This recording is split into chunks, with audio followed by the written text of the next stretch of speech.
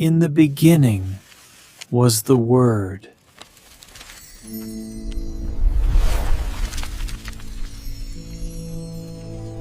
살다 보면 정말 힘들고 어려울 때가 있죠. 그럴 때 우리는 어떻게 진심으로 감사할 수 있을까요? 오늘 이 시간에는 시편 50편 말씀을 통해서 하나님이 진짜 원하시는 감사가 과연 무엇인지 그 의미를 함께 찾아보려고 합니다. 아마 많은 분들이 고개를 끄덕이실 거예요. 모든 게 다 무너지는 것 같은데 감사하라는 말이 솔직히 공허하게 들릴 때가 많잖아요. 그런데요, 성경은 바로 그 힘겨운 순간에 드리는 감사가 아주 특별한 의미가 있다고 말합니다. 자, 이 부분에 대해 한번 깊이 들어가 보죠. 자, 그럼 먼저 아주 근본적인 질문부터 시작해 볼게요. 하나님은 우리에게 대체 뭘 원하실까요? 옛날에는 동물을 제물로 바치는 게 예배의 중심이었지만 시편 50편을 보면 하나님은 그런 물질적인 제물에는 별로 관심이 없으시다는 걸 확실히 알 수 있습니다.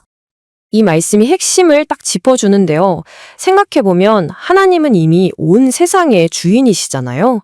숲의 모든 짐승, 산의 모든 가축이 전부 다 하나님 건데 우리가 드리는 게 사실 뭐가 그렇게 필요하시겠어요. 결국 하나님은 우리 물건이 필요하신 게 아니라는 거죠. 그래서 성경이 말하는 게 바로 이 감사의 제사라는 개념입니다. 이게 뭐냐면 하나님이 진짜 원하시는 제물은 어떤 물건이 아니라 바로 우리의 마음, 우리의 태도라는 거예요.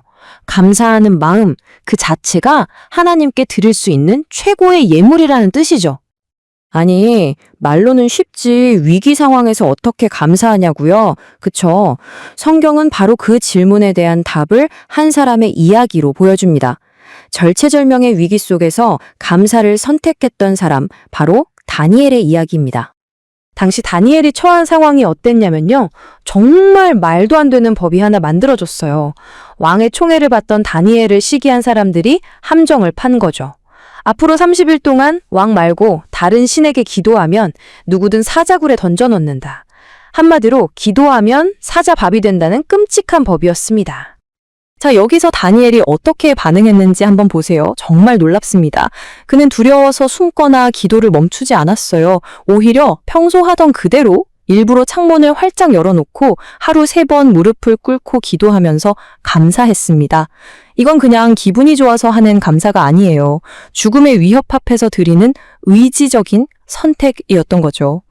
결과가 어떻게 됐을까요? 바로 그 감사가 그 위기를 완전히 뒤집어버리는 열쇠가 됐습니다. 하나님은 사자들의 입을 막아 다니엘을 지키셨고 오히려 그를 함정에 빠뜨려려던 사람들이 벌을 받았죠. 다니엘은 더 높은 자리에 오르게 됐고요. 위기 속 감사가 기적을 만들어낸 겁니다. 다니엘의 이야기는 감사의 힘이 얼마나 대단한지 보여주죠. 그런데 성경을 보면요. 똑같이 어려운 상황에서 정반대의 반응을 보인 이야기가 나란히 나와서 이게 또 아주 흥미로운 비교가 됩니다. 자, 양쪽을 한번 비교해 볼까요? 한쪽에는 광야에 이스라엘 백성이 있어요. 이 사람들은 매일 하늘에서 만나가 내리고 바위에서 물이 터지는 기적을 체험했죠. 그런데도 늘 없는 것만 보면서 불평했어요. 반면에 다윗은 어땠나요? 자기를 죽이려는 사울왕을 피해서 춥고 어두운 동굴에 숨어 지내는 정말 최악의 상황이었죠. 그런데 그런 다윗이 뭘 했죠? 바로 그 절망적인 동굴 안에서 하나님께 감사의 노래를 불렀다는 거예요. 이건 정말 대단한 거죠. 다윗의 감사는 좋은 환경에서 나온 게 아니라 그럼에도 불구하고 하나님을 믿는 믿음에서 나온 거였습니다. 다윗의 믿음 정말 감동적인데 솔직히 우리에게로 돌아오면 이게 쉽지가 않잖아요. 이게 그냥 옛날 얘기가 아니라는 걸 보여주는 자료가 있습니다.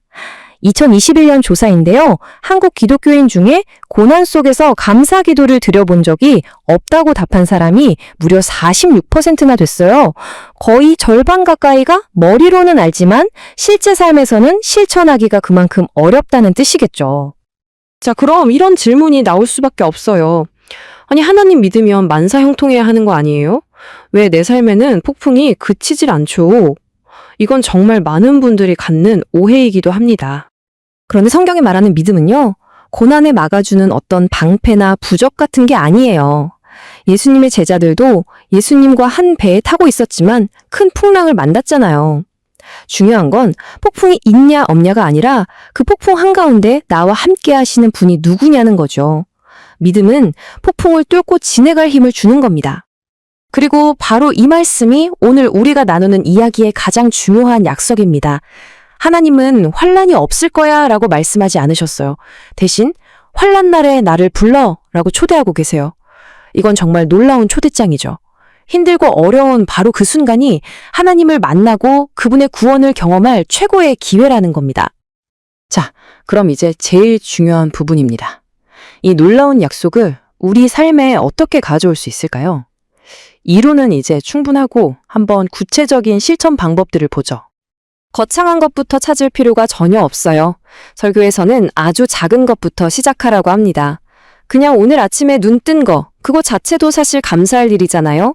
또 이렇게 예배드릴 수 있는 건강이 있다는 것, 지팡이를 짚었든 휠체어를 탔든 이 자리에 함께 할 수 있다는 것 자체가 기적이고 감사의 증거라는 겁니다. 여기에 아주 중요한 영적인 원리가 하나 숨어 있는데요. 왜 하나님이 굳이 감사절까지 만들어가면서 감사를 강조하셨을까요?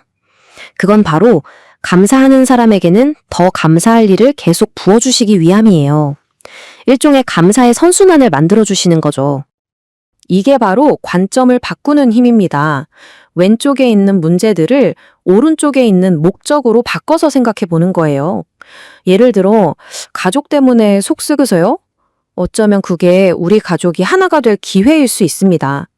직장 생활이 너무 힘든가요? 그것 때문에 더 간절히 기도하게 된다면 그것도 감사한 일이죠. 내가 약하다는 걸 깨닫는 순간이 바로 강하신 하나님을 의지하게 되는 지혜의 시작이니까요. 결국 우리가 약하다는 게 부끄러운 일이 아니라는 겁니다. 성경은 우리를 질그릇에 비유하잖아요. 툭 치면 깨지는 연약한 그릇이죠. 그런데 바로 그 연약한 질그릇 안에 있기에 그 안에 담긴 보배, 그러니까 하나님의 능력이 더 확실하게 드러난다는 거예요.